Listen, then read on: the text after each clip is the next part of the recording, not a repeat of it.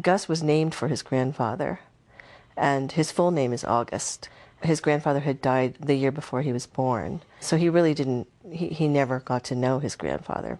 But he would insist that he was Grandpa Augie. If we were referring to Grandpa Augie, he would just say, you mean me? You know, he was just very adamant, like, we should know that he is Grandpa Augie. Where's me? There. There. Where's me again? See if you can find me somewhere else. Gus was 4 when Ron was given an old family album. To his parents' astonishment, Gus was able to point out his grandfather in an old school photograph. He also correctly identified this as the first car that his grandfather ever owned. He showed me a picture, and then I said, that was my first car. And then my dad was like, that's weird, because the car was Grandpa Augie's first car. So it was all scary. Kathy and Ron were intrigued by their son's ability to identify his grandfather in photos. But one day, Gus told them something that turned their intrigue to shock. Gus and I were chatting, and he started saying something about Grandpa Augie, which wasn't unusual. And I said to him, when you were Grandpa Augie, did you have any sisters or brothers? He said, well, I had a sister, but she died. And so that sort of caught my attention because, you know, we haven't had any deaths in the family. And he said, well, she died. And I just sort of looked at him and he said, yeah, she turned into a fish. She died, some bad guys. I just was flabbergasted. I really was just I was speechless because I just couldn't understand how he would know anything about that. Apparently what happened was his aunt was murdered and her body was dumped into the San Francisco Bay. There was no way he could know anything about her circumstances and how she died because it was never discussed and was barely discussed with me, with him and my family. To hear my son, who didn't know my father, didn't know his aunt who was murdered, speak about this, and because that's when I just went, there's something going on here that I just don't understand. For many in the West, reincarnation is an alien idea. Chris French believes that it's simply a comforting illusion, which helps some people avoid the difficult realities of death.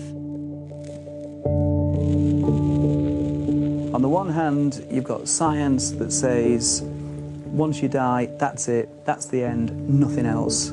On the other hand, you've got a belief system that says you will survive, you will be reunited with your loved ones. In a sense, you do go on forever. You know, how much more appealing can you get? I mean, we all want that, we'd all want to believe that.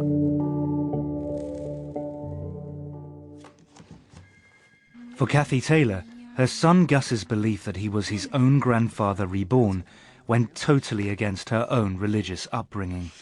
I grew up a Southern Baptist. My father's a Southern Baptist minister, and Southern Baptists certainly don't, you know, teach anything about reincarnation. So that was not, you know, that was furthest from my mind when Gus started saying these things.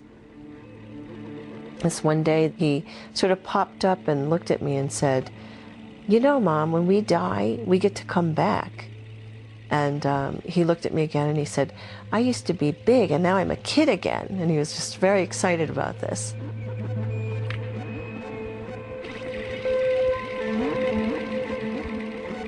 He said that God gave him a ticket.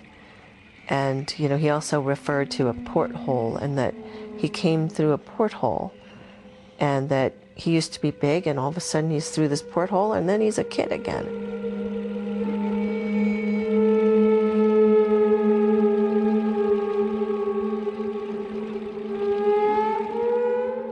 Curiously, the description of the rebirth given by Gus in America has strong parallels with Cameron's account in Scotland.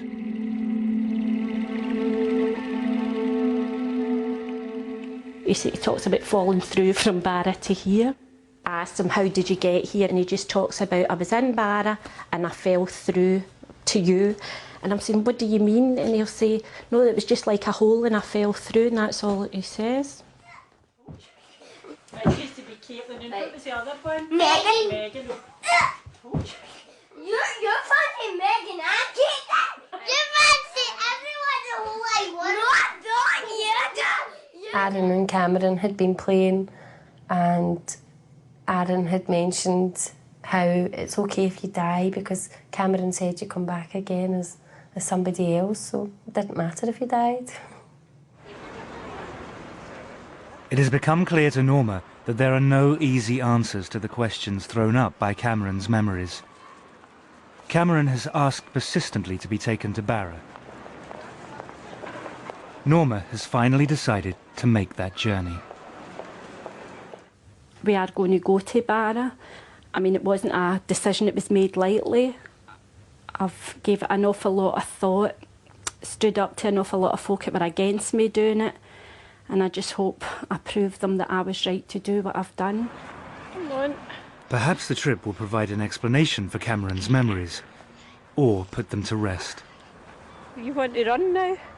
I think I'm hoping that when Cameron goes, it gives them proof, or, I mean, they maybe go here and they'll say, that's not Barra, so then that's fine, that's not Barra, end of story, that's the end of it. But I think it's reached a point, it's went too far. It's gone too far just to leave it now. At the University of Virginia, Dr. Jim Tucker has been speaking to Norma and following Cameron's case with interest. Well, Cameron's case certainly sounds like a very promising one. He's given the name of a place, which fortunately turns out to be a rather small place, and he's also given the name of a person. So with all the details that he's given, if we're able to verify a match, that would be quite intriguing. For Jim, to follow a case as it unfolds is a unique opportunity. He is flying from Virginia to Glasgow to join Norma and pursue the story in person. I mean, as it stands now, it's a very interesting story.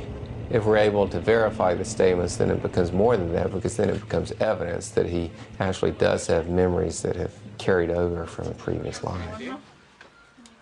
This is Cameron. Hi, Cameron. Cameron, you saying hello? I'm Dr. Tucker. How are you? This is Dr. Hi, Tucker. Martin. What can you tell me about the house that you lived in? It was white. How many stories were there? Was it just one level, or was it more than one? One level. Yeah. Did you see your dad get knocked out by the car? Yeah. You remember his name? Yeah, what was his name? Shane Robertson. Shane Robertson. Do you remember what he looked like? He had spiky hair and he always wore shirts. Spiky hair, is that what you And said? always wore shirts. So Norma finally has someone to talk to who really understands her experience. remind him of it? It was getting to a point he was that convincing. I'm sure folk thought I've adopted him, or what he wasn't really mine, because he spoke so convincing about this other family. And has it slowed down, or is it still going as strong as And ever? it calmed down for a wee while, but then it's back. Is he excited about the trip? Yeah. Yeah.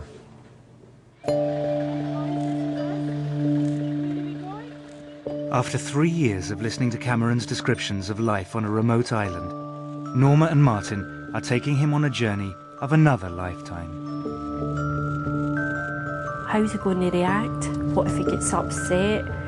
What if we go and these things are there, how he's described? Cameron is finally going to visit the place that he calls home.